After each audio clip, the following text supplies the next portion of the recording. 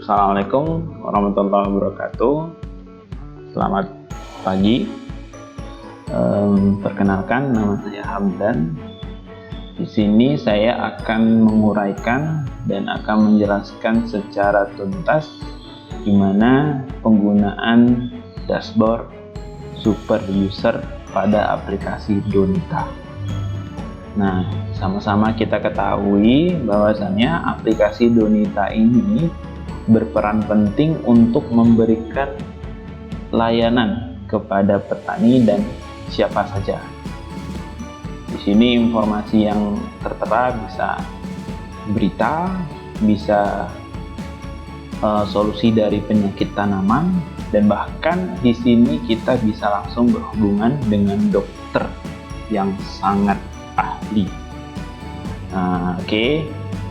Sebelum menjelaskan tentang dokter tanaman dan petani, saya akan kupas tuntas dulu bagaimana cara penggunaan dashboard super user. Oke, sebelumnya kita boleh akses domainnya, URL-nya doktertanikita.com. Selanjutnya super user, klik login. Nah, di sini ada permintaan email atau NIP pegawai BBPPTP. Selanjutnya kata sandi. Silahkan diisikan email atau NIP yang Anda punya, sudah terdaftar. Jika Anda tidak punya, silahkan register. Oke. Nah, di sini saya sudah isikan email dan kata sandi saya. Sekarang saya lanjut klik login. Klik login, saya langsung diarahin sama sistem pada dashboard super user. Nah, inilah dashboard super user. Dimana di sini dashboard super user ada beranda, masa data, dokter tanaman, petani, obrolan Donita, pengaturan. Nah, di dashboard juga ada nama yang login siapa. Bahkan kita bisa tahu siapa kita sebagai super user, jabatan kita programmer. Nah, di sini ada pengaturan profil. Pengaturan profil untuk Anda mengubah foto, NIP, jabatan, dan lain-lain. Oke. Saya akan ajarin satu persatu, mungkin dari beranda. Saya mulai dari beranda. Pada halaman beranda di sini diinformasikan statistik pengunjung, informasi pengunjung. Karena memang Donita adalah aplikasi layanan kepada petani dan informasi publik, maka kita butuh siapa saja yang mengakses situs kita. Nah, di sini ada statistik pengunjung. Jadi total pengunjung keseluruhan adalah 742. Nah, sebelah kanannya lebih spesifik pengunjung tahun 2020, tahun aktif ya. Di sini diinformasikan ada tamu dan pengguna terdaftar. Artinya kalau tamu ini dia tidak daftar, dia hanya lihat-lihat saja. Kalau pengguna terdaftar, dia sudah daftar dan punya akun. Oke. Nah, di sini pada bulan Oktober tamunya ada 500 ya. 501, pengguna terdaftar yang akses ada 251. Oke, jelas. Nah, di sini kita juga ada lebih detail statistik pengunjung berdasarkan negara. Nah, jadi sistem juga menginformasikan, membuat rekapitulasi yang kunjungi situs kita dari negara mana aja. Nah, apakah ini benar? Ini data real. Ini data real. Oktober kita live kan, dan ini data real. Nah, di sini ada negara, ada spam, Kanada, Indonesia, Singapura, United States. Oke, spam ini maksudnya apa? Spam ini adalah orang yang akses situs kita, mereka menggunakan VPN. Nah, kita bisa curigai spam ini. Bisa saja orang yang coba nge-hack. Nah, tapi jangan khawatir. Karena setiap spam, kita selalu reject. Sistem kita punya auto reject. Jadi kalau dia aksesnya IP-nya tidak terdaftar, kita reject sebenarnya. Jadi tidak, dia bisa melihat-lihat saja. Oke, dan di sini spamnya ada 4 kali kunjungan di bulan Oktober. Nah, di sini kita bisa melihat juga siapa sih yang akses website kita pakai spam. Nanti saya kasih tahu di laporannya. Oke, di beranda mungkin sudah selesai. Kita masuk ke master data. Nah, di master data di sini ada submenu tambah data pengelola. Tambah data pengelola, tambah data rumusan, dan data rumusan. Jika kita ingin melihat data pengelola, klik saja data pengelola. Jadi di sini ada beberapa super user ya. Ibu Sri, Bu Yunita, Ibu Ida Roma, Hamdani Filiang. Oke. Super user itu bisa mengubah data semua pengguna. Walaupun kita tidak minta izin kepada Ibu Sri Ekanita, kita bisa ubah data dia. Oke, selanjutnya di sini ada tambah data pengelola. Di sini ketika kita ingin menambahkan super user, yang pertama bisa kita tambahkan dari menu ini, atau si super user bisa melakukan register dari aplikasi. Nanti kita langsung ubahkan dia menjadi super user. Oke, mungkin ini hanya isian saja, bisa diisi dan dilengkapi ketika mau ditambah. Oke, nah saya akan lanjut ke dokter tanaman. Dokter tanaman, di dokter tanaman ini adalah hak akses khusus, di mana dokter tanaman ini yang akan menerima obrolan-obrolan dari semua user, semua pengguna, baik itu petani, baik itu super user. Nah, jadi setiap user, setiap pengguna yang ingin melakukan konsultasi, pasti mereka akan menemukan orang-orang ini, dokter tanaman. Oke, nah untuk membuat satu pengguna menjadi dokter tanaman itu sangat simpel. Nah, yang pertama, dokter tanaman itu kita suruh registrasi. Pertama kali ketika siapa saja melakukan registrasi pengguna, maka akan masuk ke data petani. Nah, ke data petani kita bisa merubah dia. Setelah masuk datanya dan telah terkonfirmasi, kita klik ubah di sini. Selanjutnya kita ubah dia menjadi dokter tanaman.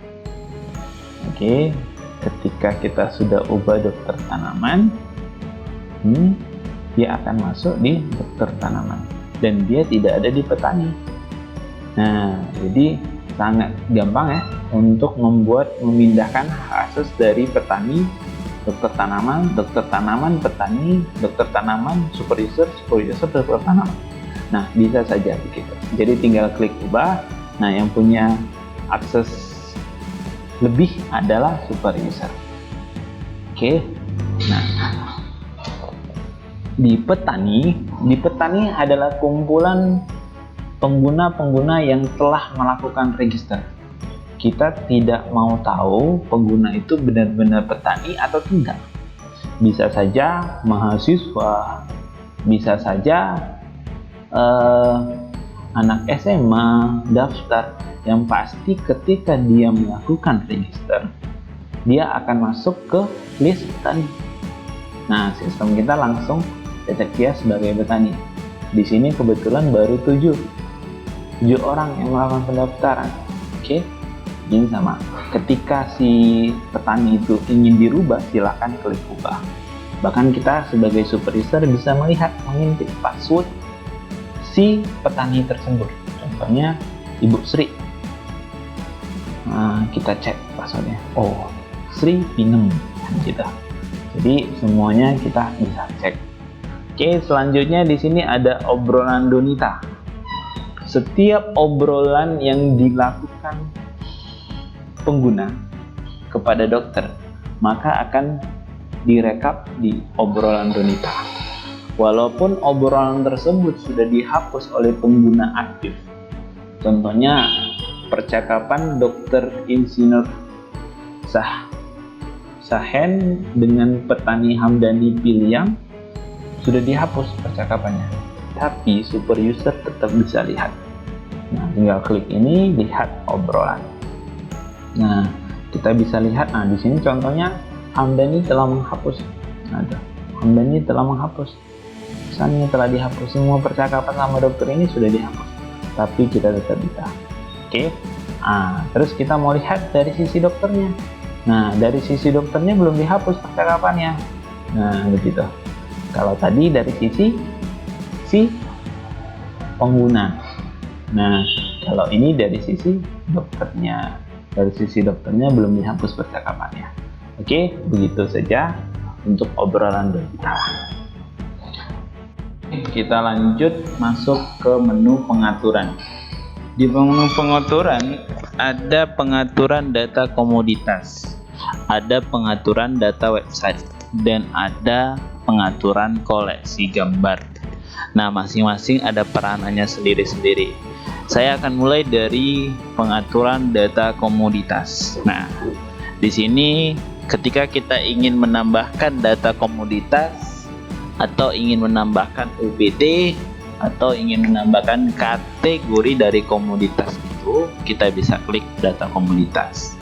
Tapi sebelum saya jelaskan, saya mau tunjukin hasil yang diinput. Nah, ketika kita inputkan data komoditas dan data UPT-nya, maka akan masuk ke menu komoditas, atau pada beranda dia akan masuk di menu utama ya, tapi pada kolom komoditas. Di sini saya coba akses komoditas kakao. Nah, ini nama komoditasnya kakao. Tapi di dalam kakao ini ada kategori komoditas. Cara bacanya adalah di dalam kakao ada batang buah daun ya. Di dalam batang ada UPT-nya masing-masing. Di dalam buah ada UPT-nya masing-masing. Di dalam daun begitu juga. Nah, saya klik. Ketika saya ingin melihat UPT yang ada di batang, saya klik saja di batang ini. Maka di sini jelas UPT-nya. Nah, saya mau lihat jamur upas ini apa? Cara penanganannya gimana? Tinggal klik saja. Nah, yang mau saya ajarin adalah pemilihan gambar dan isian. Nah, ini saya melihat sudah rapi ya, sangat rapi ya. Mulai dari buat penyusunan teksnya, huruf besarnya, huruf boldnya, ini sudah bagus ya. Oke. Ini cukup bagusnya. Pemilihan fotonya juga cukup bagus. Tapi yang saya sarankan dimensi fotonya adalah 1:1, persis seperti ini. Jadi hasil yang ditampilkan itu benar-benar proporsional. Tidak seperti sebelah kegiatan. Ini bukan 1:1. Jadi kalau kita munculin gambar yang seperti ini, mungkin di sini bagus, tapi ketika di halaman yang lain dia akan peyang. Ini saya kasih contohnya. Contohnya di sini adalah peyang ya. Sama kegiatannya, dia populer, tapi peyang gitu. Jadi pemilihan gambarnya juga harus kita mengerti gitu. Yang penting 1:1. Mau ukurannya 400 x 400, mau ukurannya 500 x 500, terserah. Yang penting 1:1. Oke, kita masuk ke menu yang tadi. Nah, jadi di sini dijelaskan ada komoditas. Nah, ketika kita ingin menambahkan satu komoditas lagi, tinggal klik tambah. Tinggal klik tambah isi. Si fotonya, isi judul komoditasnya. Oke, nah di dalam ketika kita sudah menambahkan dan kita ingin melihat kategori komoditas tersebut, artinya di dalam kakao itu saya mau lihat ada kategori apa saja, tinggal kita klik saja di sini. Nah, inilah kategori komoditas kakao, ada batang, daun, buah. Nah, saya ingin melihat di dalam batang ada isian apa lagi, atau di dalam kakao saya mau tambahkan kategorinya lagi, tinggal klik tambah. Kalau ingin melihat di dalam batang, tinggal klik sini. Atau ingin mengubah, tinggal ubah. Atau ingin menghapus, tinggal hapus. Saya ingin melihat yang ada di dalam buah, yang ada di dalam batang apa saja. Klik lagi. Nah, disinilah kita pengisian UPT-nya. Inilah UPT-nya. Jadi di sini UPT-nya kita mau tambahkan klik tambah. Kita mau hapus, klik hapus, sama. Kalau kita mau ubah, klik ubah. Contohnya di sini saya klik ubah. Nah, di sini ada judul catatan lengkap. Nah, di sini untuk gampangnya kita melakukan editing, ini tadi yang saya bilang bagus postingannya. Jadi penyusunannya cukup bagus. Jadi ini adalah HTML editor. Kalau kita mau full screen, tinggal klik ini. Nah, ini full screen. Jadi untuk pengentrian di sini itu sama seperti Microsoft Word. Jadi kita dikasih mudah untuk penginputan Microsoft Word. Jadi kita tidak susah-susah.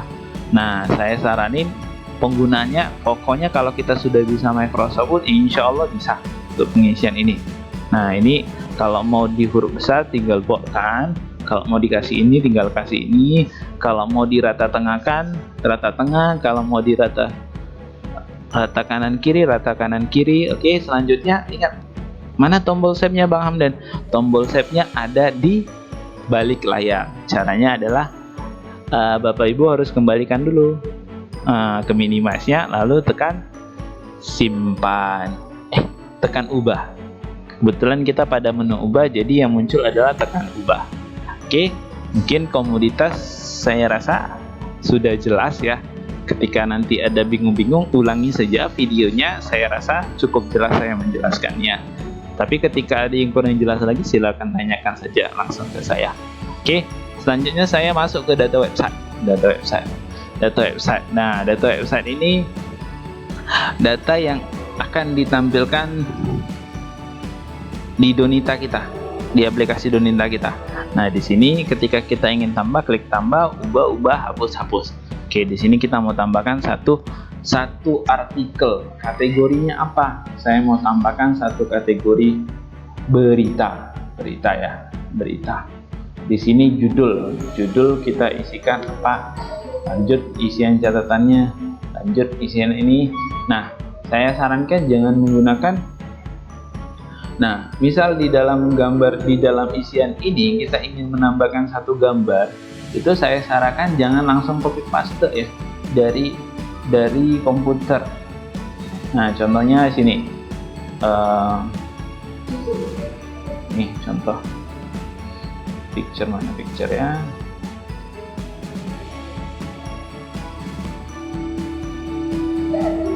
Ini contoh. Nih yang kayak gini itu tidak akan bisa terbaca gitu. Karena kita tahu gini URL-nya adalah lokal gitu. Jadi caranya gimana? Caranya kita harus mengambilkan gambar yang online. Nah, di sini kita masukkan picture, di sini URL, masukin URL-nya. Nah, cara kita mendapatkan gambar, contohnya bisa dari sini. Contoh gambar ini. Nah, ini kita ambil dari situs Balai ya. Contohnya adalah ini ya. Mana dia ini? Gambarnya, contoh gambar ini ya. Nah, ini namanya URL. Ini namanya URL. Nah, kita masukkan oke. Nah, tapi ini kan URL dari situs orang lain. Bang Hamdan, saya mau ini gambarnya di dalam server Donita. Caranya gampang, kita masuk pada menu koleksi gambar, kita klik new tab. Nah, kita klik new tab, kita simpan dulu gambarnya, save image di mana aja bebas. Kebetulan saya simpan di E. Lanjut, kita klik tambah, kita pilih judulnya. Bentar, di sini saya pilih gambarnya karat 1. Oke, simpan, yes. Oke, maka gambar tersebut sudah masuk ke library koleksi gambar kita. URL-nya mana Bang? Dan tinggal klik aja gambarnya, ini URL-nya. Kita klik gambarnya, itu URL-nya, terus kita klik gambarnya, URL langsung kita. URL-nya tinggal copy, lalu kita hapus yang ini tadi. Kita masukin gambarnya kita. Ini dia. Kita masukin gambarnya kita, lalu tekan OK. Nah, sama. Ini dari langsung dari server kita. Jadi datanya kita tidak tergantung ke server yang lain. Ketika kita tidak masukin gambar dari server kita dan gambar tersebut terhapus oleh server awalnya, maka gambar di situs kita akan terhapus juga, nggak akan terbaca. Jadi sarannya adalah jika kita memang mau menggunakan gambar yang dari luar, harapannya gambar itu harus kita ambil dulu, kita upload. Kita upload, kita masuk di koleksi gambar gitu. Selanjutnya cara melakukan edit gambar agar 1:1 gitu, agar 1:1. Contohnya gambar yang ini ya. Contohnya gambar yang ini saya klik. Ini postingan apa ya? Saya cari dulu, bentar. Ini saya tutup dulu. Ini postingannya pada kegiatan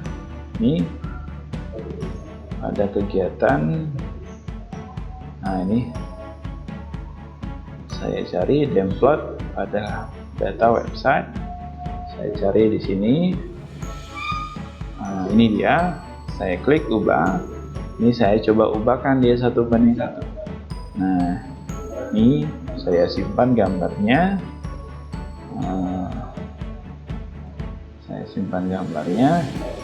Lalu saya buka aplikasi saya, namanya Adobe Photoshop. Kebetulan saya pakai yang 2020. Makanya untuk jadi editor atau untuk jadi super user memposting data yang baik itu minimal kita harus punya kemampuan desain dan ya suka desain gitu.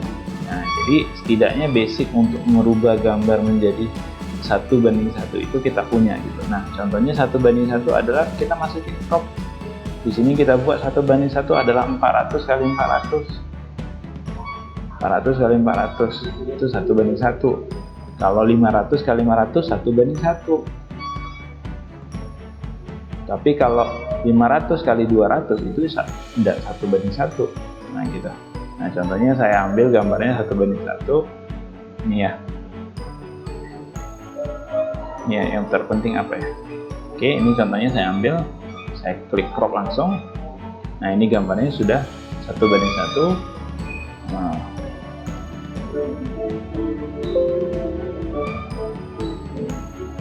ini saya crop atau mau saya besarin juga boleh, tapi dia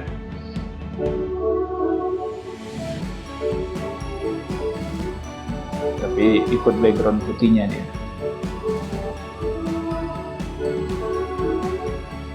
Oke, enggak apa-apa, pakai aja biar semua terpakai. Kita centerkan. Oke, klik crop, lalu simpan. Simpan filenya. Oke, contohnya contoh 1:1. Oke, maksimum ya. Maksimum kita buka folder kita. Ini contoh ini 1:1, kita tengok resize-nya. Nah, di sini resize-nya 200 ya, 200 KB. Nah, 200 KB. Nah, ini kita tinggal klik, kita ubah saja. Klik browse. Nah, tadi ini contoh 1:1. Selanjutnya klik ubah. Oke. Terima kasih, data tersimpan di tempat terbaik. Oke, selanjutnya kita lihat hasilnya. Nah, ini hasilnya 1:1. Jadi dia terlihat lebih elegan gitu, lebih profesional. Nah, ini dia tidak peang-peang gitu. Nah, tidak peang-peang. Nah, tidak peang-peang lagi dia, karena kita sudah convert menjadi 1:1. Karena ukuran pada gambar kita itu 1:1. Oke, nah mungkin dari pengaturan sudah jelas ya. Nah, mulai dari koleksi gambar, data website, data komoditas. Nah, selanjutnya yang terakhir yang mau saya jelasin adalah gimana cara membuat laporan. Laporan di aplikasi kita ini baru saya sajikan laporan pengunjung. Nah, jadi di dalam sini kita bisa masuk ke menu beranda, klik menu beranda, lalu klik buat laporan. Buat laporan. Di sini kita bebas pilih tahunnya. Nah, sistem akan langsung kasih tahu tahun aktif dan bulan aktif ya. Ini saya mau lihat, kalau saya mau lihat, klik lihat. Oke, ini dia. Nah, ini dia semua laporan. Berarti yang spam kita bisa cek yang spam siapa. Spam contoh. Spam, nah ini contohnya guys. Nah, ini IP-nya. Spam lagi siapa guys. Nah ini si Bona Boni menggunakan desktop pada IP ini. Dia menggunakan VPN sehingga sistem kita tidak mendetek negaranya dia, wilayahnya dia, dan yang lain-lain dia. Nah, kalau kita scroll ke bawah, dia akan memunculkan rekapitulasi dari negara mana aja, rekapitulasi pengunjung berdasarkan negara, dan rekapitulasi pengunjung berdasarkan perangkat. Nah, di sini ada perangkat Android, desktop, mobile. Android adalah orang yang akses pakai aplikasi Android khusus. Kalau mau desktop adalah orang yang akses situs kita dari browser Google, Mozilla, dan yang lain-lain, tapi dari komputer atau dari laptop. Nah, kalau mobile, orang yang mengakses dari HP, smartphone. Nah, jadi HP dari smartphone, mau iPhone, mau Android, nah yang penting dia mengaksesnya dari browser tersebut, tidak dari aplikasi Android, itu namanya mobile. Nah, di sini langsung yang cetak. Nah, di sini ada tanggal cetaknya. Nah, di sini ada QR code. QR code itu untuk mendefinisikan laporan ini. Siapa yang buat? Nah, siapa yang buat, tanggal berapa dibuat. Nah, ini fungsi QR code itu untuk mengecek keabsahan data laporan. Oke, selanjutnya kalau kita mau download laporan dalam bentuk PDF juga sudah tersedia. Tinggal klik, tunggu, sistem akan generate-kan dia bentuk PDF. Nah, jadi sebentar kita tunggu, dia akan langsung jadi PDF. Nah, ini udah langsung jadi PDF. Nah, ini langsung jadi PDF ya. Oke, selanjutnya ubah profil ya. Nah, ubah profil ketika kita sudah login, kita ingin merubah profil, klik saja profil, langsung otomatis kita mau ganti apa saja di sini boleh. Nah, di sini mungkin segala fitur yang ada di Donita sudah saya jelaskan dengan sejelas-jelasnya. Jika memang penjelasan saja kurang, nanti boleh ditanyakan atau melalui telepon atau melalui WA. Nah, di sini saya mau tunjukkan kecanggihan dari Donita. Donita itu kita bangun dengan platform nanti akan web dan Android ya. Jadi sekarang kita baru finishing di platform Android, di platform web. Nah, di sini kita mau ngecek performance dari situs kita. Cara ngeceknya adalah kita buka Google Chrome, kita ketikkan gtmetric.com. Nah, selanjutnya kita masukkan URL dari Donita kita. URL dari Donita. Oke, kita tes analyze. Jadi yang memutuskan website kita ini performance-nya atau skornya tinggi atau tidak bukan kita, jadi mereka. Nah, ini langsung dari server Ganda. Nah, tapi kita kasih pembanding, kita coba akses, kita ngecek skor dari website Balai sendiri, gtmetric. Nah, jadi saya mau tunjukin saja berapa skor dari website Balai dan berapa skor dari Donita. Oke, kita coba tunggu beberapa detik ya. Nah, Donita sudah selesai. Nah, ternyata skornya kita adalah 98%. Nah, page score kita 98%. Nah, kalau untuk di Balai belum. Nah, sekarang saya buka lagi gtmetric. Kita coba cek Facebook. Facebook.com, saya mau cek skornya berapa. Saya mau kasih pembanding saja. Skor kita 98. Kalau di Balai berapa, kalau di Facebook berapa. Nah, itu hanya intermezzo saja. Saya mau kasih keunggulan dari website kita. Nah, di Balai skornya 12%. Jadi nilainya sangat buruk ya. Jadi kalau bisa di website Balai ditingkatkan lagi performance-nya, diperbaikin. Kenapa? Karena ini akan mempengaruhi user mengakses. Semakin lambat, nah ini 23 second. Kalau kita 4 detik saja, kalau di sini 23 detik. Nah, yang diakses 10 mega, kita di sini 1,5 MB. Nah, Facebook 97, bahkan lebih tinggi kita daripada Facebook. Oke, saya hanya menunjukkan saja, mungkin nanti bisa disimpulkan bagaimana